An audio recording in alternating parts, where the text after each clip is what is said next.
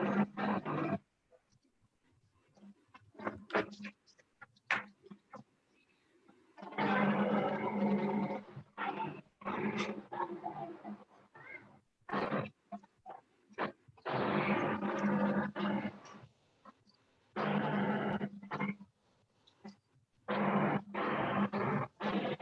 Let's start. Hello everyone, hello students and very warm welcome to all of you इस session में। और आज हम आपके सामने आए हैं in the session success story. So success story जैसा कि नाम है, तो ऑब्वियसली मैं पहले सबको कहना चाहूंगी कि लॉकडाउन के टाइम में बहुत जरूरी है और काफी सारे सवाल आपके मन में आ रहे होंगे कि क्या करियर पाथ चुनना चाहिए, क्या करियर पाथ बेस्ट रहेगा, इनफैक्ट क्या प्राइवेट जॉब है या नहीं है। तो इन सब चीजों के बारे में सोचने के लिए ये टाइम आपको मिला है बहुत ही ज्यादा सही। आप एनालिसिस कर सकते हैं अपने अकॉर्डिंग। और एक जो चीज होती है जो सबको चाहिए, मोटिवेशन। और इस मोटिवेशन के लिए ही आज हमारे साथ जुड़े हैं एक अचीवर जिन्होंने अपनी जर्नी टू एन अचीवर तक ले गए। विपिन हमारे साथ है, विपिन कुमार शॉ। थैंक यू विपिन जुड़ने के लिए इस सेशन में। और आज हम विपिन की स्टोरी सुनेंगे, विपिन के ही जरिए कि इन्होंने कैसे अपनी सक्सेस को अचीव करा, क्या स्टेप्स थे, क्या उनकी जर्नी है। तो इस सेशन को ज्यादा से ज्यादा शेयर करें एंड स्टे सेशन, बिकॉज यहाँ पे we are going to discuss all those challenges जिनके साथ शायद आप लोग भी रिलेट कर पाए। And if you are someone who is new या जो अभी सोच ही रहे हैं कि कैसे तैयारी शुरू करें, तो पहले विपिन अपने बारे में बताइए। मेरा नाम विपिन कुमार साव है, मैं कोलकाता से हूँ। मैंने 2017 में अपना प्रिपरेशन शुरू किया था और मैं एक बीकॉम ग्रेजुएट हूँ कोलकाता यूनिवर्सिटी से। मैंने 2017 में बीकॉम किया था। उसके बाद से मैंने प्रिपरेशन शुरू किया था। मेरा प्रिपरेशन का जो मोटिवेशन था वो मतलब शुरू से ही था। क्लास 10 से ही मैंने सोच लिया था कि मुझे गवर्नमेंट जॉब की ओर जाना है, तो इसलिए मैंने तब से ही अपना माइंडसेट बना लिया था कि मुझे कॉम्पिटिटिव की ओर जाना है। लेकिन मैंने अपना प्रिपरेशन आफ्टर ग्रेजुएशन ही शुरू किया था। फिर जब आपने विपिन प्रिपरेशन स्टार्ट करा तो ये एक चैलेंज सारे स्टूडेंट्स फेस करते हैं, क्योंकि हम लोग जो स्टूडेंट्स होती कम्युनिटी वो ये तो डिसाइड कर लेती है कि हाँ I want to go into government job sector, but bank, SSC, insurance, railway, teaching, कौन से सेक्टर में हमें जाना है। तो आपने कैसे डिसाइड करा कि आपके लिए क्या सूटेबल है? देखिए, मैंने जब स्टार्ट किया था प्रिपरेशन तो मैंने ओपन टू ऑल रखा। मतलब मैंने बैंकिंग भी करता था, मैं एसएससी भी करता था, इंश्योरेंस भी करता था, इवन यूपीएससी, सीडीएस, ओटीए भी मैंने क्वालिफाई कर रखा है। एसएसबी अभी मेरा बाकी है। तो इसलिए मैंने अपने आप को कोई भी लिमिट में नहीं रखा। मतलब मैं सब कुछ पढ़ता था, एडवांस मैथ से लेकर। कोई कोई होता है ना जो सोचते हैं कि केवल बैंकिंग करूंगा, तो मतलब अपने क्षेत्र को मैंने हमेशा ओपन अप रखा। मैंने ज्यादा से ज्यादा स्टडी किया। टाइम मुझे लगता था अगर मैं शायद बैंकिंग करता केवल, तो मुझे कम समय में जल्दी हो सकता था, मिल सकता था। लेकिन मैंने सब कुछ पढ़ा, हिस्ट्री, ज्योग्राफी से लेकर, मुझे सब में इंटरेस्ट था। इसलिए मैंने शुरू किया अपना प्रिपरेशन इसी हिसाब से। लेकिन अगर जो प्रिपरेशन करना चाह रहे हैं कि केवल बैंकिंग करना है, तो वो भी अच्छा है, वो सबका अपना अपना चॉइस होता है। तो उस हिसाब से वो अपना तैयारी करेंगे, उनको उसमें जल्दी सक्सेस मिल जाएगा। जैसे आपने टाइम की बात करी, और ये जो टाइम है, इस टाइम पे स्टूडेंट्स कम्युनिटी के पास बहुत टाइम है, मतलब में है और सब घर में ही है। तो यहाँ पे एक चीज मैं आपसे पूछना चाहूंगी कि आप अपना टाइम कैसे मैनेज करते थे और किस तरीके से पढ़ाई करते थे, बिकॉज ऑल्दो ये पर्सन टू पर्सन डिफर करता है, क्योंकि सबकी स्ट्रेंथ वीकनेस अलग अलग होती है, सबके टारगेट्स और गोल्स अलग होते हैं। आपका क्या टाइम मैनेजमेंट होता था? मेरा टाइम मैनेजमेंट ये होता था कि मैं सुबह उठता था, उसके साथ सुबह हिंदू से स्टार्ट होता था मेरा मतलब सुबह में हिंदू किया। उसके बाद फिर मैं लाइब्रेरी के लिए चला जाता था। वहाँ पे लाइब्रेरी में ही मैंने टेस्ट जो पिछले दिन शेड्यूल कर रखा है उसको मैंने टेस्ट देता था और उसको एनालाइज करता था। लगभग प्री का तो मैं लगभग टेस्ट दिया ही करता था, कुछ एक आध दो दिन मिस हो जाए, लेकिन प्री का टेस्ट दिया करता था।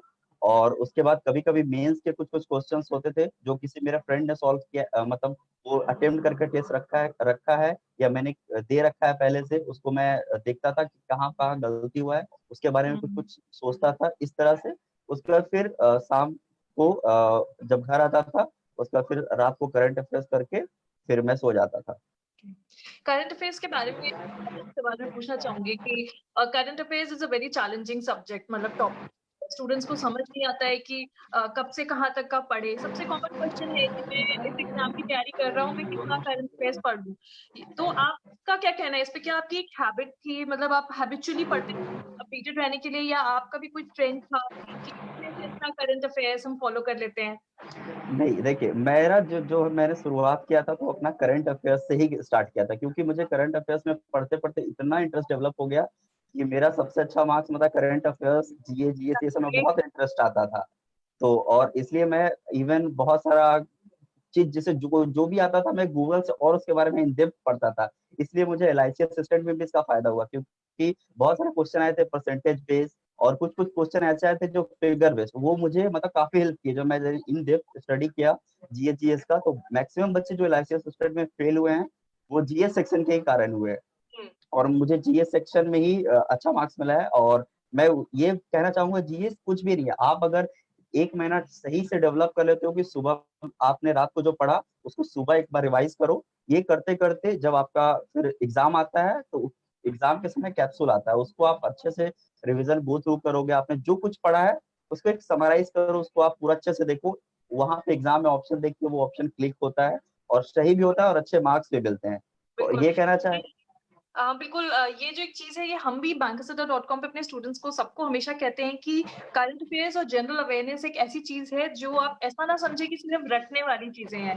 आप सिर्फ रटने के पर्सपेक्टिव से जाएँगे तो हो सकता है आपको बहुत डिफिकल्ट लगेगा, रादर देन आप इंटरेस्ट डेवलप करिए और एक हैबिट में लाएँ, so that will always help you. और मैं करंट अफेयर्स के लिए एक चीज और ऐड करना चाहूंगा, अगर आपके 4-5 दोस्त है तो आपने जो वे एक वीक में किया आप सैटरडे या वीकेंड में उनके साथ अच्छे से डिस्कशन कर सकते हैं, उनको भी फायदा होगा और मतलब हमको भी फायदा होगा। इससे क्या है कि और करंट अफेयर्स जो है इससे अच्छा याद रहता है, तो आपके माइंड में वो बना रहेगा लॉन्ग टर्म के लिए। लेकिन आप डिस्कस नहीं करोगे, आप उसके बारे में ज्यादा ये नहीं करोगे तो भूलने लगते हैं। लेकिन इससे क्या होता है कभी कभी पिछला मंथ का डिस्कशन कर लेने से ये क्या होता है कि काफी कुछ रहता है माइंड में। बिल्कुल, बिल्कुल। ये आपने बहुत अच्छी एडवाइस शेयर करी है, एंड आई होप जो भी लोग हमारे साथ इस सेशन में जुड़े हैं या फिर बाकी एस्पिरेंट्स ज़रूर इसको एक बार ट्राई करेंगे एंड फॉलो करेंगे, बिकॉज़ ज़्यादातर अगर हम देखें तो घरों में भी लोग डिस्कशन करते हैं जनरल अवेयरनेस टॉपिक्स के, करंट अफेयर्स टॉपिक्स पे, और वो डिबेटेबल टॉपिक्स अगर होते हैं तो थोड़ा इंटरेस्टिंग हो जाता है। सिमिलर वे है, आप जितना इंटरेस्ट लेके किसी चीज़ को देखते हैं, पढ़ते हैं, उतना ही आप रिटेन कर पाते हैं। तो कमिंग टू अदर सेक्शंस, अब बाकी सेक्शन के बारे में भी बताइए, आपकी क्या स्ट्रैटेजी रही क्वांट के लिए, मेरे इंग्लिश के लिए, रीजनिंग के लिए?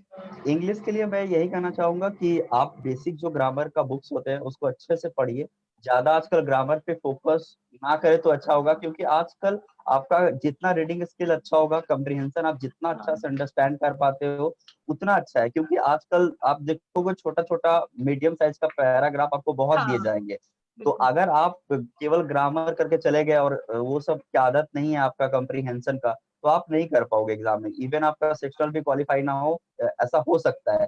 क्योंकि मैंने बहुत फ्रेंड को देखा है कि वो तो मतलब ग्रामर ग्रामर करते रहते हैं, कि वो जो रीडिंग कॉम्प्रिहेंशन है, द हिंदू या कोई भी पेपर, आप डेली उसको पढ़ो, पढ़ते पढ़ते ऐसा एक समय आपका स्पीड आ जाएगा कि आप उसको अच्छे से कर पाओगे। और ग्रामर को भी निग्लेक्ट नहीं करना है, मतलब उसको जो भी पोर्शन आएगा, क्योंकि प्री में तो ज्यादातर जो क्वेश्चन होंगे वो ग्रामर से बेस से आएंगे ही, तो उसको अच्छा से देखिए। और बहुत सारे लोगों का प्रॉब्लम रहता है कि वोकैब को कैसे मतलब मैं बस यही पूछने वाली थी आपसे अब इसमें कि वोकैबुलरी के लिए क्या स्ट्रैटेजी रही है आपकी? मैं ट्रूली बोलता हूँ कि मैंने वोकैब कभी मतलब कि ऐसा नहीं है कि मैंने लिखा भी कुछ भी नहीं किया। मैंने जब पेपर पढ़ता था तो हाँ, मैंने 1.5 महीना या 2 महीना तक जब शुरुआत में प्रिपरेशन स्टार्ट की थी, तो जो हिंदू में मुझे टफ टफ वर्ड लगा करते थे मैं उसको लिखता था। 1-1.5 महीना लिखने के बाद फिर क्या हो गया, वही चीज को मैं बिना लिखे अब उसको केवल देख लेता हूँ, बस हाँ, वो जो जो मीनिंग है उसको बुक मार्क कर दिया वहां से, और उसको फिर सर्च करके वो मीनिंग देख लिया। ऐसे से बहुत सारे वर्ड मन में रहने लगे, और जब एग्जाम में आता था तो वे रिलेट करके पता चलने लगता है कि उसका मीनिंग क्या हो सकता है, वे एक अच्छा गेस कर सकते हैं। क्योंकि एग्जैक्ट अगर वोकाबुलरी करने जाओगे तो जरूरी नहीं है कि सारा कुछ वर्ड मीनिंग आपको लर्न हो जाए, जरूरी नहीं वो नहीं आएगा, आपको एक सेंस रिलेट करना होता है, वो चीज आपको बिल्कुल। आना चाहिए। सेंस अगर आप रिलेट कर पाते हो तो आंसर आप दे पाओगे, क्योंकि वो लोग उस तरह के क्वेश्चन ही सेट करते हैं। बिल्कुल, ये चीज़ जो एक है रीडिंग स्किल्स को एनहांस करना गाइस, जैसे कि विपिन ने भी हमें बताया, मैं भी ये बात कहती हूँ हमेशा कि ये ब्रह्मास्त्र है अगर इंग्लिश सुधारनी है या सीखनी है, दोनों काम के लिए, कॉम्पिटिटिव एग्जाम्स के लिए भी और इन जनरल भी। कि रीडिंग कॉम्प्रिहेंशन मतलब रीडिंग स्किल्स, कॉम्प्रिहेंसिव स्किल्स आप अगर सुधार लेंगे तो उसमें आप ग्रामर का फ्लो भी समझने लग जाएंगे, आपको वोकैबुलरी के नए वर्ड्स भी आएंगे, और एक जो एनालिटिकल एबिलिटी होती है कि आप पढ़ के कितना समझते हैं। पढ़ तो बहुत सारी चीजें सकते हैं बहुत कम समय में, बट उससे कितना मीनिंगफुल हम उसे रिटेन करके समझते हैं कि हम उस पे आए सवालों का जवाब दे पाए, ये आना जरूरी है, क्योंकि एम सिर्फ पढ़ना नहीं है, उनके सवालों का जवाब देना है। Yes madam. तो आगे अब मैं बताइए, उसमें अब रीजनिंग सेक्शन पे अगर हम जाएं। हाँ मैडम, रीजनिंग सेक्शन में बोलना चाहूंगा कि ये मेरा थोड़ा वीक भी सेक्शन है, क्योंकि मैंने अधिकतर एग्जाम में मतलब रीजनिंग के चलते मैंने बहुत बार ये किया है, मतलब फेल हुए हैं सेक्शनल में। तो मैं ये कहना चाहूंगा कि सबसे पहले जो पजल है वो तो डेली बेसिस पे करना ही है, और खासकर जब क्योंकि ज्यादातर मैंने एग्जाम जो फेल हुआ वो प्रीलिम्स में ही जो पजल आते तो वो मैं टाइम बाउंड मैनर में नहीं कर पाता था। इसका बहुत बड़ा रीजन मैं ये समझता हूँ कि मैंने sufficient number of question practice puzzle का नहीं करता था, और डेली बेसिस पे नहीं करता था। आपको पजल डेली लगाने हैं, इवन अगर आपके पास 100 पजल है उसी को 2-3 बार लगाइए। जरूरी नहीं है कि आप डिफरेंट डिफरेंट पजल खोज के अपने आप को दिमाग खराब कर रहे हैं, ऐसा नहीं है। आपके पास 100 पजल है, उसी को आप 4-5 बार लगाओगे, एग्जाम में वो बन जाता है किसी तरह।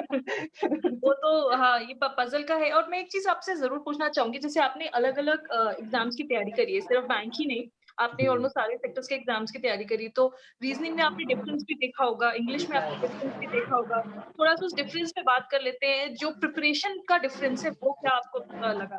मुझे ऐसा फील होता है कि अगर आप बैंकिंग का करते हो तो एसएससी में जो मतलब पजल वजल छोटा उठा आता है आपको, मतलब हलवा लगने लगता है, हाँ, मतलब आप वहां पे अच्छा कर जाते हो। अभी क्योंकि एसएससी भी अपना पैटर्न चेंज कर रहा है, वो पहले जैसा नहीं रहा कि आप वो बिना आंख बंद करके ऐसे एग्जाम में चले गए और कर लोगे, ऐसा नहीं है। अब रीजनिंग भी अच्छा लेवल का वो लोग इम्प्रूव कर रहे हैं, बैंकिंग के साथ कोरिलेट कर रहे हैं, और नया नया क्वेश्चन वो लोग भी ढूंढ रहे हैं ताकि बच्चा लोग मतलब थोड़ा सा कट ऑफ को ये किया जाए, कंपटीशन इतना है। तो आप अगर एक अच्छे लेवल का रीजनिंग कर लेते हो तो आपको बहुत सारे एग्जाम में फायदा होता है। और जो बेसिक चीज है मैं ये बोलूंगा रीजनिंग का, उसको कभी नहीं छोड़ना चाहिए, क्योंकि डिफरेंट डिफरेंट एग्जाम, मैंने पीसीएस का भी एग्जाम किया है, उसमें भी जैसे जो बेसिक बेसिक होता है वो चीज भी आते हैं, अभी भी आते हैं। ऐसा नहीं है कि ये सब चीजें सिलॉक्स का पुराना पैटर्न ये सब जो बहुत छोड़ देते हैं कि अब नहीं नया हाँ, पैटर्न आएगा, ऐसा नहीं है। इवन प्रीलिम्स में भी आता है, लेकिन अभी तो ओनली फ्यू का बहुत चर्चा है तो अभी इधर आ हाँ, रहा है, लेकिन ओनली और फ्यू भी का बिल्कुल। बहुत चर्चा है, वो हर जगह आ जाता है। और मैं जो एसएससी का जो पैटर्न है, जैसे न्यू पैटर्न बैंकिंग में जो पैटर्न डिफरेंट डिफरेंट चेंज होते रहते हैं, मैं उसके लिए बोलूंगा कि आप लोग जो मेमोरी बेस्ड क्वेश्चन होते हैं उसको बहुत अच्छे से करिए, और क्योंकि नया पैटर्न आएगा तो सबके लिए नया होगा। और जो बिल्कुल पुराना है उसको एटलीस्ट करके रहिए, क्योंकि होता क्या है ना कि क्लर्क असिस्टेंट लेवल एग्जाम में वो लोग पूरा चेंज नहीं करते, करते हैं बट उसी का कुछ घुमा फिरा कर देने का कोशिश करते हैं, क्योंकि एकदम अचानक से चेंज तो कोई डिफरेंट एग्जाम में होगा तो वो कोई नहीं कर पाएगा, लेकिन अगर थोड़ा बहुत आप वो क्वेश्चन को भी देख कर गए हो तो आप कर पाओगे। तो ये चीज हम कहना चाहेंगे। और रीजनिंग में ये है कि आप जितना ज्यादा से ज्यादा पजल को प्रैक्टिस करो, और भी जो लॉजिकल रीजनिंग वगैरह है वो मेंस के लिए अच्छे से करो, उसका जो थ्योरीज क्वेश्चन है उसको अच्छे से देख लो एक बार। और जितना प्रैक्टिस क्वेश्चन का करेंगे उतना ही अच्छा फायदा है, उतना ही आप एग्जाम में कंफर्टेबल अपने आप को फील कर पाएंगे। Definitely guys, practice always makes you perfect. और जब कॉम्पिटिटिव एग्जाम की बात रहेगी तो practice is the key to perfection और to selection, I must say. लेकिन एक चीज और आती है कि how many hours did you use to study back then, कितने घंटे पढ़ते थे आप? ये तो बहुत डिफिकल्ट क्वेश्चन है, क्योंकि क्योंकि मैंने कभी टाइम सेट ऐसे करके नहीं रखा था। मतलब मैं हर दिन इतना तो था कि रात को सोने से पहले एक शेड्यूल तैयार कर लेता था कि वो चीज मुझे कल कंप्लीट करना है, और वो चीज के लिए अगर 2-3 बजते थे तो भी मैं मतलब उस चीज को करके ही लगभग 99% कोशिश करता था कि वो करके ही सो। अभी भी इवन अभी क्योंकि मैं आगे भी प्रिपरेशन कर रहा हूँ तो अभी भी फॉलो करता हूँ कि उसमें मतलब मेरा जॉब इवन लग चुका है, तो मतलब उतना अभी तो थोड़ा बहुत कैजुअल नहीं हूँ, लेकिन कोशिश कर रहा अगला हूँ कि सवाल और मेरा थोड़ा इसी पे आएगा कि आप मैनेज कैसे कर रहे हैं जॉब के साथ, अभी आगे क्या आपके गोल्स? आगे मैं यूपीएससी करना चाहता हूँ। मतलब यूपीएससी सिविल सर्विस, अभी मैंने UPSC CDS OTA return qualify किया है, हालांकि ये सीडीएस ओटीए 2 उसका एसएसबी होना अभी कोविड 19 के चलते एसएसबी उसका डिलेड है, तो हम्म, पता नहीं क्या हाँ, होगा बट देखते नहीं हैं। बट बिल्कुल होगा यूपीएस वो तो, जैसे चीजें सुधरेंगी नेशन में, ओवरऑल वर्ल्ड में, तो जरूर वी एक्सपेक्टिंग कि सब कुछ ट्रैक पे वापस आ जाएगा।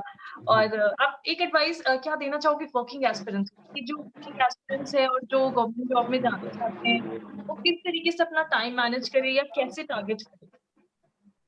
मुझे ये लगता है कि देखिए सबका सिचुएशन अलग अलग होता है। वो लोग अपने हिसाब से देखिए कि कहीं कुछ भी आप काम करो लेकिन अपने स्टडी को कंटिन्यू वे में आप रखो, ये हम कहना चाहेंगे। क्योंकि आप एक बार आपका फ्लो खत्म हुआ, आप डिटैच हो गए, तो आप एकदम फिर से बिगनर बन जाओगे, आपको फिर से स्टार्ट करना है। जीरो तो ये से। चीज जीरो से स्टार्ट करना पड़ेगा। इसीलिए एनी हाउ आपको कंटिन्यूटी मेंटेन करके रखना होगा, तभी आप मतलब एग्जाम में बने रहोगे। आपको मतलब इवन अभी जैसे एग्जाम नहीं है, मैं बहुत सारा एग्जाम मेरा मिस हो गया, बट अभी भी मैं सीजीएल का वो जो है जो प्री हुआ उसका मैं क्वेश्चन अभी भी देखता हूँ। क्योंकि क्योंकि मैं दे नहीं पाया, तो एटलीस्ट क्या हो, इससे टच बना रहता है कि अगर इवन अगर टच में रहने से क्या होता है ना, मतलब आप अच्छा फील करते हो कि चलो आप नेक्स्ट एग्जाम में कोई बैठेंगे तो अच्छा फील होगा। डिटैच बिल्कुल होने से छूट जाता है सब कुछ। बिल्कुल। एक क्वेश्चन मैं आपसे ये पूछना चाहूंगी कि जो स्टूडेंट्स होते हैं, मोस्ट ऑफ स्टूडेंट्स की अगर हम बात करें, तो स्टार्टिंग में तो बहुत ज्यादा इंथुसियाज्म होता है कि नहीं हमें ये एग्जाम निकालना है, और पूरा चार्ट बना लेते हैं सब, और बुक्स ले आते हैं, पीडीएफ कलेक्ट कर लेते हैं, एंड प्रैक्टिस करना एकदम शुरू कर देते हैं। बट धीरे धीरे over the duration time, because obviously it's like habit, आपको हैबिट में लाना पड़ता है कि नहीं मुझे सिलेक्शन चाहिए, तो मुझे ये चीजें कंटिन्यू करनी है। तो ऐसे कौन से चैलेंजेस आपने फेस करे थे, या आप क्या कहना चाहोगे कि इन चीजों को अवॉइड करो? ये चीजें डिस्ट्रैक्शन, मेजर डिस्ट्रैक्शंस क्या आपको लगती हैं? मैं ये कहना चाहूंगा कि इसके लिए आपको एक स्ट्रॉन्ग मोटिवेशन का जरूरत है। आपको अगर फ्रेंड दो चार सर्कल में ऐसा है जो आपको मोटिवेट करता है, उससे आपको एकदम फायदा नहीं होगा। क्योंकि उस समय के लिए वो मोटिवेट करेगा, आप 10 से 15 दिन पढ़ोगे, उससे ज्यादा नहीं पढ़ोगे। आपका कुछ सॉलिड मोटिवेशन होना चाहिए कि मुझे मतलब वो सॉलिड जब मोटिवेशन होगा तो आपके अंदर से वो चीज आएगा। आप कभी कभी जैसे होता है, बहुत सारा फेस लाइफ में ऐसा आता है कि आपको लगने लगता है कि अब प्रिपरेशन छोड़ दूं। मुझे खुद लग रहा था कि जब मेरा आरआरबी पीओ में 1 मार्क्स से नहीं हुआ था, ये 1 जनवरी को, तो मैं करीबन शाम तक खाना नहीं खाया था, इतना अवस्था खराब हो गया। तो कभी कभी ऐसा होता है जो कि आपको उस सिचुएशन से उभरना, नेक्स्ट डे ही आपको फिर आईबीपी, फिर उसके बाद फिर आगे का प्रिपरेशन करना और अच्छे वे में। तो ये सब होता है कि आपको कुछ ऐसा मोटिवेशन ढूंढना होगा, ये सबका अलग अलग हो सकता है। बिल्कुल। वो चीज ज्यादा जरूरी है। आपका वो इंटरनल मोटिवेशन रहेगा तो आप कभी भी डिमोटिवेट नहीं होगा। अगर होगे भी, क्योंकि ह्यूमन नेचर, आप डिमोटिवेट होगे ही, कुछ 10 दिन बाद आप पक्का नहीं मोटिवेटेड होगे, क्योंकि ऐसा ऐसा सिचुएशन आएगा, बहुत सारा प्रॉब्लम फेस होगा कि ये नहीं हो रहा है, ऐसा नहीं हो रहा है, ये नहीं कर पा रहे, ये सॉल्व नहीं हो रहा है, बहुत बिल्कुल। तरह का टेंशन होता है, घर पे भी कुछ प्रेशर होता है। तो इस वजह से आपको क्या है, एक मोटिवेशन इंटरनल से खुद आना बहुत जरूरी है। ये लोग अपने मतलब लोग अपने अपने हिसाब से ये चीज चूज कर लेना चाहिए कि उसका क्या मोटिवेशन है। वो चीज जब डिमोटिवेट होने लगे तो ज्यादा, मैं तो ये करता था कि अपनी फैमिली से या फिर दादा दादी से मैं बात करता था, ताकि थोड़ा मन बहले, और वो मोटिवेशन किस लिए मैं ये प्रिपरेशन के लिए आया हूँ उस चीज को याद करता था, ताकि फिर से मोटिवेशन मिले। और उस समय सबसे अच्छा ये चीज होता है ना, जो आपको सबसे अच्छा चीज लगता है। जैसे मुझे करंट अफेयर्स बहुत अच्छा लगता था, मैं वही करता था। यहाँ पे मैं तो एक चीज पूछना चाहूंगी आपसे, जैसे आपने बताया कि रीजनिंग आपको थोड़ा चैलेंजिंग लगता था ऑब्वियसली, बिकॉज बाकी एग्जाम्स में थोड़ा इजी होता है reasoning compare to banking. Bank के जो पजल्स और सीटिंग अरेंजमेंट होते हैं काफी कॉम्प्लिकेटेड होते हैं, और करंट आपका सबसे स्ट्रॉन्ग और इंटरेस्टिंग आपके लिए रहा जीएस सेक्शन। तो आपको ये टेम्पटेशन नहीं होती थी कि मैं करंट अफेयर्स, मतलब रीजनिंग नहीं पढ़ी जा रही है, करंट अफेयर्स ही और पढ़ लेते हैं, या फिर इसमें हम माइनर कट ऑफ क्लियर कर लेते हैं और बाकी सेक्शंस में आउट परफॉर्म करने की कोशिश करते हैं, इस टाइप से नहीं आपके मन में? नहीं नहीं, मेरे मन में शुरू से ही था कि मैं, मेरे जो जो मुझे गाइड किए थे, और मैंने बहुत सारा ऐसे सेशन देखे थे, उन्होंने बोला था कि सबको बैलेंस करके चलना होगा, क्योंकि उस समय सेक्शनल कट भी होता, अभी भी है। तो मैं हमेशा से कोशिश करता था कि सबको बैलेंस करूं, ना किसी को बहुत ज्यादा पढूं ना किसी को कम पढूं, सबको एवरेज में मेंटेन करके चलूं, तभी मेरा सिलेक्शन हो सकता है। और कोई भी चीज ऐसा नहीं बोरिंग होता है। किसी को रीजनिंग बहुत अच्छा लगता है, किसी को इंग्लिश बहुत अच्छा लगता है, किसी को मैथ बिल्कुल। अच्छा लगता है, बट यही है कि आपको उस लेवल तक पहुंच जाना है ताकि आपका सिलेक्शन तो वो बाधा ना बने। क्योंकि समटाइम्स हो जाता है, आप इतना लो कर देते हो उसका मतलब प्रिपरेशन, कि वो ऑलवेज आपको फेल कराता है, तो फायदा नहीं है। इसलिए जो जीएस में मतलब इस बार हताश हुए हैं या फिर निराश हो गए, उनको निराश होना नहीं चाहिए। नेक्स्ट टाइम आपको अच्छे से उसको तैयारी करना है और मतलब उसमें अच्छा कमांड करके एटलीस्ट ऑन एन एवरेज करो, ताकि वो मतलब मेकअप हो जाए और आप पास कर पाओ नेक्स्ट एग्जाम में। कोई जनरल हैक है जो आप स्टूडेंट्स के साथ शेयर करना चाहेंगे बहुत ही शॉर्ट और क्विक मैनर पे, कि अगर बैंक एग्जाम क्लियर करना है तो क्या करें? बैंक एग्जाम करना अगर क्रैक करना है तो मुझे ऐसा लगता है कि प्रीलिम्स के लिए जितना ज्यादा से ज्यादा टेस्ट दो, एनालाइज करो, और मेंस जब आए तो अच्छा से जीएस इंग्लिश को करो, बाकी पास हो जाओगे। अच्छा, जहाँ आपने एनालिसिस की बात करी तो एक कॉमन इशू मैंने देखा है कि स्टूडेंट्स क्या करते हैं, वो टेस्ट जो है बहुत लगाते हैं, मतलब वो टेस्ट सबमिट करने के बाद बस अपना स्कोर देखते हैं कि मेरा इतना स्कोर आया, और उसके आगे वो नहीं देखते कि टेस्ट पेपर में क्या उनकी गलतियां रही या फिर कहाँ वो बेहतर कर सकते थे। आप कैसे एनालिसिस करते थे अपने टेस्ट का? जब मैं टेस्ट देता था तो उसके बाद फिर करीबन आधा घंटा का ब्रेक रखता था। उसके बाद फिर क्या करता था, मैं कोशिश करता था कि सेम डे एनालाइज किया जाए, क्योंकि आप जो टेस्ट दिए हो आपको पता है कौन चीज आप गलत किए हो, क्या किया हो। अगर आप नेक्स्ट डे उसको शिफ्ट करोगे तो बहुत कुछ माइंड से निकल जाता है। आप जो सोच रहे होते हो वो आधा घंटा का आप रेस्ट ले सकते हैं। उसके बाद फिर मैं क्या करता था, सबसे पहले बिना मार्क्स कुछ नहीं देखता था, मैं परसेंटाइल देखता था। परसेंटाइल से आपको पता चलता है कि आप कितना पीछे हो, आपको कितना इंप्रूवमेंट चाहिए। तो इस पहले पहले मैं परसेंटाइल देखता था, उसके बाद फिर मैं धीरे धीरे करके क्वेश्चन में आता था जो गलत होते थे। पहले मैं उसको देखता था कि कौन कौन क्वेश्चन गलत हुए हैं। उसका फिर मैं वो क्वेश्चन को एनालाइज कर लिया, देख लिया कि कैसे कैसे क्या है, फिर मैं बिना उसको मतलब बनाता था कि वो बन रहा है कि नहीं, वो आंसर आ रहा है कि नहीं। तो इस तरह से मैं उसको करता था। फिर लास्ट में मैं बहुत सारे बच्चे को मैंने देखा या मेरे फ्रेंड में देखा है, वो लोग जो सही होते हैं वो क्वेश्चन को देखते नहीं है। इसका दिक्कत ये क्या होता हाँ। है ना, आपको जीएस सेक्शन में बहुत प्रॉब्लम होगा, क्योंकि वो जो आप कर दिया है समझ क्या होता है ना, वो मुझसे आप भूले हो। तो आप एटलीस्ट कोई दूसरा सेक्शन ना देखो जो सही हुआ है, लेकिन आप जीएस सेक्शन को जरूर देखो। जो सही हुआ है वो भी देखो, जो गलत हुआ है तो देखना ही है उसको भी देखो, क्योंकि वो एग्जाम में आगे आपको ऐसा ऑप्शन दिया है कि आप कंफ्यूज हो रहे हो, आपके माइंड में वो बना रहेगा आप अगर देखोगे तो इस तरह से। और जो मेंस के लिए मैं बोलूंगा कि मेंस के लिए टेस्ट, क्योंकि आप अगर 3 घंटा 3.5 घंटा का टेस्ट देते हो और फिर 3.5 घंटा एनालाइज करते हो, तो ये काफी थोड़ा डिफिकल्ट होता है। वो समय के अनुसार होता है। आजकल मेंस में करीबन 20 दिन का समय होता है या 15 दिन का।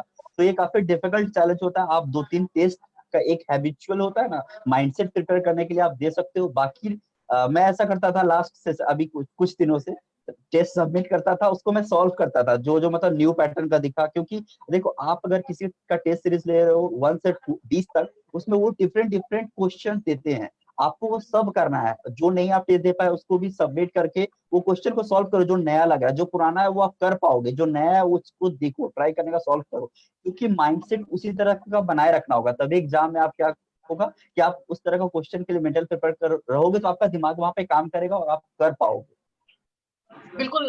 ये हेलो, आई गेस हाँ इंटरनेट कनेक्शन का इशू।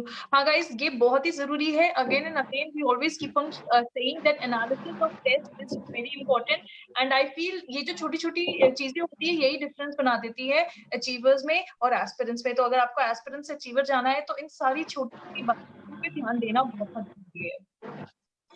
और विपिन, आप और कुछ बताना चाहेंगे हमारे व्यूअर्स को?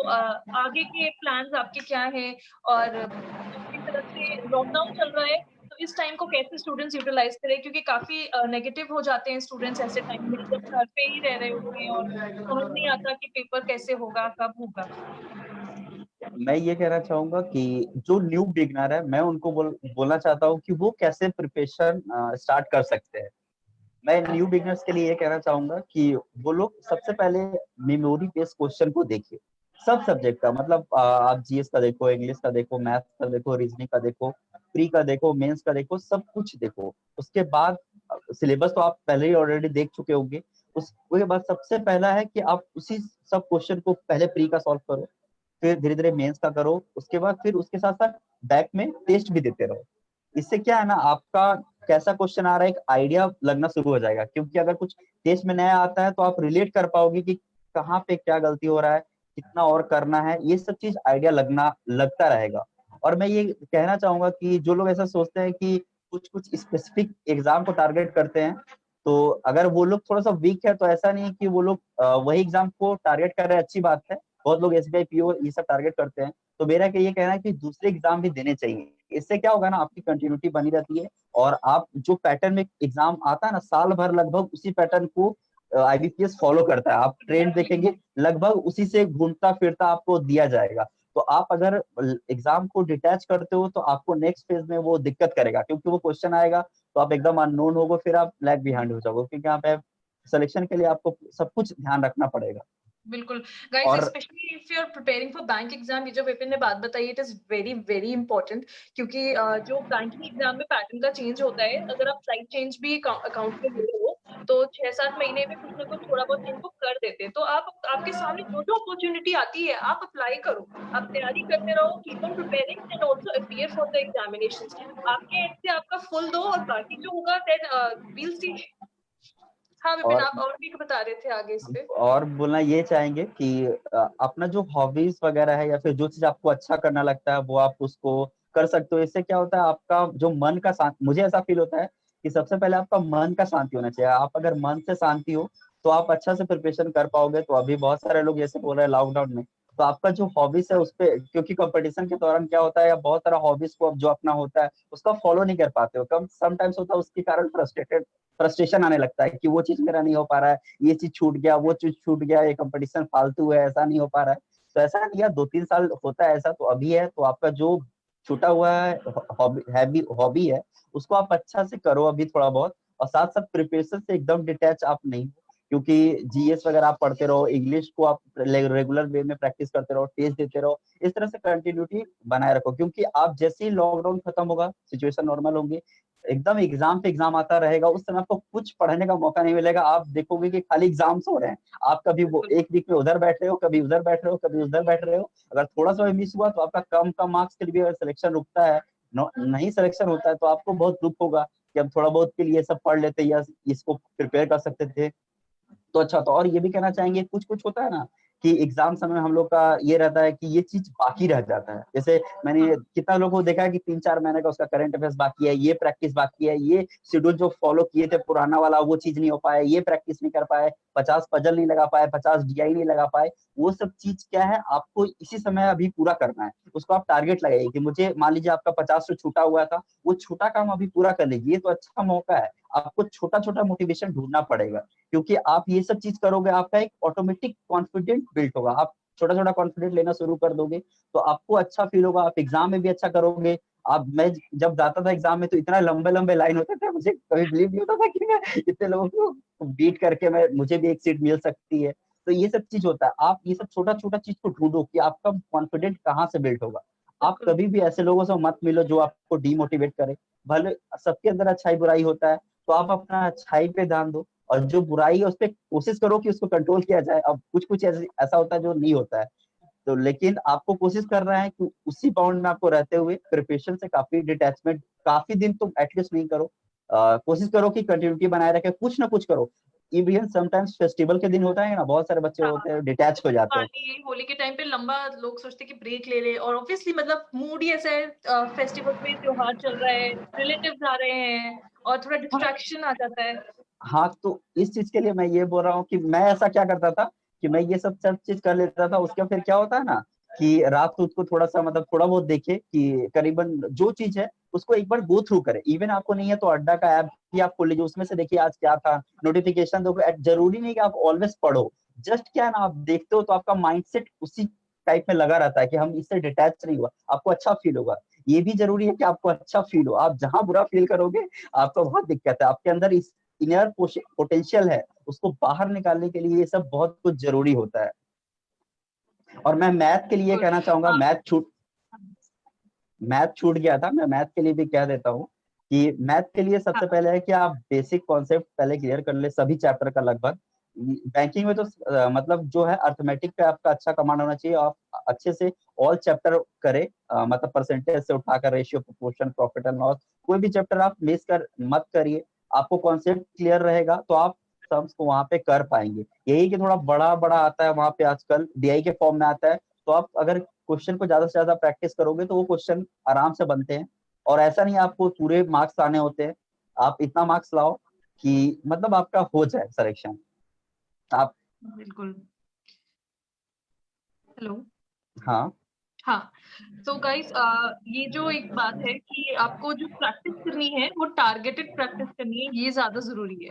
अपने बेसिक्स को क्लियर करने के बाद आप टारगेटेड प्रैक्टिस करें। और एक बात जो विपिन ने भी कही है और जो बैंकर्स पे भी हमेशा कहते हैं आते हैं कि ये जो लॉकडाउन का पीरियड है, it is an golden opportunity for students, so do not sit back and just relax. Obviously आपको काम डाउन करना है, मेंटल स्ट्रेस को दूर करना है, बट साथ ही साथ पढ़ाई भी करनी है। You have to keep on preparing, क्योंकि once the lockdown is over, once the situation is under control, there are very high possibilities that you will not get enough time to prepare for all the exams that you're targeting for this year. Back to back exams करते हैं, and उस time पर जो stress होगा, that will be a next level stress. तो अभी से keep on preparing, अपना आप टास्क जो है डेली बेसिस पे असाइन करते रहे और कंप्लीट करते रहे।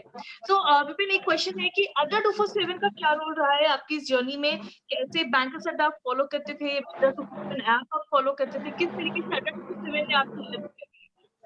सबसे पहला मतलब मैं स्टार्ट किया था तो मुझे सबसे पहले बैंकर्स अड्डा के बारे में ही पता चला फॉर्चुनेटली क्योंकि मैं स्टार्ट उसके ऐप से किया था। मतलब ऐप में बहुत सारे करंट अफेयर्स आते थे, वो करंट अफेयर्स देखता था, उसके साथ मैं करंट अफेयर्स का क्वेश्चन जो होता है उसको सॉल्व करता था, क्योंकि पहले मुझे उतना आइडिया नहीं था कि क्या और क्या सेक्शन है उसका। फिर मैंने धीरे धीरे सिलेबस देखा, पैटर्न देखा, उसके रिलेटेड मैं ऐप के थ्रू वो सब क्वेश्चन को सॉल्व किया करता था।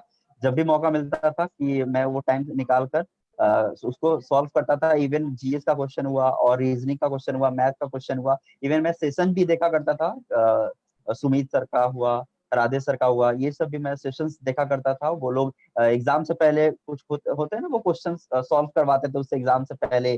तो वो सब क्वेश्चन को मैं सॉल्व किया करता था ऑनलाइन रहकर। ये सब भी आप कर सकते हैं, ये भी बहुत हेल्पफुल होता है। आप एक माइंडसेट बनता है कि वो लोग एटलीस्ट इतने दिन से पढ़ा रहे हैं तो कोशिश करते हैं कि उसी टाइप का क्वेश्चन आए एग्जाम में। बट ऐसा तो होता नहीं है, बट एक माइंडसेट आपका अच्छा से प्रिपेयर्ड हो जाता है, ये हम कह सकते हैं। माइंड सेट आपका एक बन जाता है, आप अच्छा से एग्जाम देने के लिए रेडी हो जाते हो। आपको ये थोड़ा सा वहां पे मोटिवेशन भी मिल जाता है उस दिन, तो ये चीज अच्छा लगता है। बिल्कुल। और बहुत जल्दी से इस सेशन को वाइंड अप करते हुए मैं अपना लास्ट क्वेश्चन आपसे पूछती हूँ कि फेलियर जो एक ऐसी चीज है जो हर किसी को, चाहे वो एस्पिरेंट हो, स्टूडेंट हो या फिर इनफैक्ट वर्किंग प्रोफेशनली क्यों ना हो, एक क्वेश्चन मार्क सामने ला देते हैं कि क्या हम सही ट्रैक पे हैं। आपने अगर फेलियर ऑब्जर्व करे तो आपने उनसे कैसे डील? देखिए, फेलियर्स तो एक लाइफ का पार्ट है, फेलियर एंड सक्सेस दोनों लाइफ का पार्ट है। आप फेलियर जब हो रहे हो तो आप देखो कि आपका गलती क्या है। जरूर आप कुछ ना कुछ गलती कर रहे होते हैं, तो आप वो चीज नहीं पा पा रहे, तो उस चीज को आप देखिए और उसको उसका solution, always solution oriented mind रखिए। जरूरी नहीं है कि आप ये चीज नहीं किए, वो चीज नहीं की, उसको आप मतलब उसके ऊपर दोषारोपण मत कीजिए। आप देखिए कि क्या चीज अब नेक्स्ट टाइम उसको इम्प्रूव करके किया जा सकता है। पहले बहुत सारे बच्चे होते हैं कि वो गलती कर चुके हैं, वो अपने आप को बोल बोल के वो इतना डिमोटिवेट कर लेते हैं कि अब उसको मोटिवेशन लाने में ही टाइम लग जाता है। आप ऐसा मत, अपने ऊपर कोई भी गलती को होता है ना, थोपिए मत। कोशिश करिए कि जो गलती की है, ठीक है, मैंने गलती को एक्सेप्ट करना ही सबसे बड़ा फेलियर को जी मतलब अपने आप को मतलब होता है सक्सेस की ओर ले जाना होता है। आप जो गलती की उसको एक्सेप्ट कर लीजिए, संग कीजिए, तुरंत कीजिए, और उस कहाँ कहाँ कमी रहा है उसको ढूंढिए, उसको ढूंढ कर उस पर काम करिए और उस पर वर्क करिए। ये डेफिनेटली वर्क करता है, एक दिन आपको जरूर सक्सेस मिलेगा। Because students, in this session, we have learned a lot about Vipin's story, his journey, and I hope that this session was useful and motivating for all of you.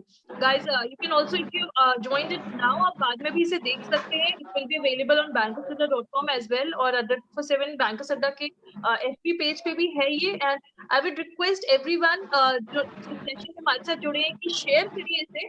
और student community में इस time पे motivation की बहुत ज्यादा जरूरत है. So let us help everyone staying positive and staying dedicated in working towards their goal. Andy and Vipin, कोई एंड पे आप बात कहना चाहेंगे हमारे व्यूअर्स को? मैं जितना था वो मैंने बता दिया, बट मैं यही कहना चाहूंगा कि कभी भी हार से निराश नहीं होना चाहिए और ऑलवेज कोशिश करते रहना चाहिए। आप कोशिश करो, एंड तक कोशिश करो। नहीं मिलता है तो जरूरी नहीं है कि आप उसके आसपास आपको इतना अच्छा चीज मिल जाएगा कि आप वो चीज सोचे नहीं हो। बस यही है कि अपना कोशिश को कभी नहीं छोड़ना चाहिए। आप कोशिश करोगे तो जरूर एक दिन एक न दिन आपको मिल जाएगा। बोलते हैं ना कि भगवान के देर में देरी नहीं है, अंधेरी नहीं है, देरी थोड़ी हाँ। से है, देरी है कि आपको थोड़ा देरी से, या किसी को जल्दी मिल जाता है तो थोड़ा देरी लग सकता है, लेकिन आपको जरूर कुछ ना कुछ मिलेगा। इसके साथ ही मैं सबको, ये व्यूअर्स जो है उसको आने वाले एग्जाम के लिए बहुत सारे विशेष देना चाहता हूँ, और मैं सब चाहता हूँ कि जो भी मुझे इस सेशन को देख रहे हैं और नहीं भी देख रहे हैं, सभी जो इस कॉम्पिटिटिव एग्जाम की तैयारी कर रहे हैं वो किसी ना किसी सक्सेस पे जरूर पहुंचे, ताकि उनका और उनके परिवार का, उसके दोस्तों का आसपास में अच्छा माहौल रहे और देश का भी उन्नति। Thank you. Thank you so much Vipin, आपने हमारे साथ अपनी जर्नी शेयर करी और बहुत ही वैल्यूएबल इनसाइट्स आपने शेयर करी, जो आई एम प्रीटी श्योर जो वर्किंग एस्पिरेंट्स हैं, जो न्यू एस्पिरेंट्स हैं और जो गवर्नमेंट जॉब की तैयारी कर रहे हैं, और जो भी स्टूडेंट कम्युनिटी है जो अपने करियर को लेकर कंफ्यूजन, सबको बहुत मदद करेगा ये सेशन। एंड गाइस अगेन, अगर मैं इसे समराइज करूं तो इसकी समरी यही है कि चैलेंजेस सबकी लाइफ में आते हैं, and you just have to keep a hold on to your motivation. आपको जो चीज मोटिवेट कर रही है उसे पकड़ के रखिए और अपनी टारगेट की तरफ काम करते रहे। Never sit back and never relax, क्योंकि कंपटीशन हमेशा टफ है। एंड गाइस फॉर एनी आपको Yes. कोई भी स्टडी मटेरियल चाहिए, you can always visit banksada.com। अड्डा 247 ऐप डाउनलोड कर सकते हैं। सारे एग्जाम्स की तैयारी हम कराते हैं, and you will get study material, study plan, guidance on everything. And अगर आप भी एक अचीवर हैं तो जरूर हमारे साथ जुड़े, blogger@adda247.com पे अपनी स्टोरी शेयर करें और इस सेशन में जरूर पार्ट लीजिए, क्योंकि आपकी जो जर्नी, आपकी स्टोरी है वो बहुत सारे एस्पिरेंट्स को मदद कर सकती है, और आप एक सेशन से बहुत सारे लोगों को मोटिवेट कर सकते हैं, जो कि बहुत जरूरी है। तो don't keep your success just to yourself, उसे डिस्ट्रीब्यूट भी करना चाहिए ना, हैप्पीनेस बांटनी भी चाहिए। Yes. Thank you guys, thank you for joining this session. Thank you once again Vipin, and we wish you very best in your future ahead. Thank you. Thank you, madam.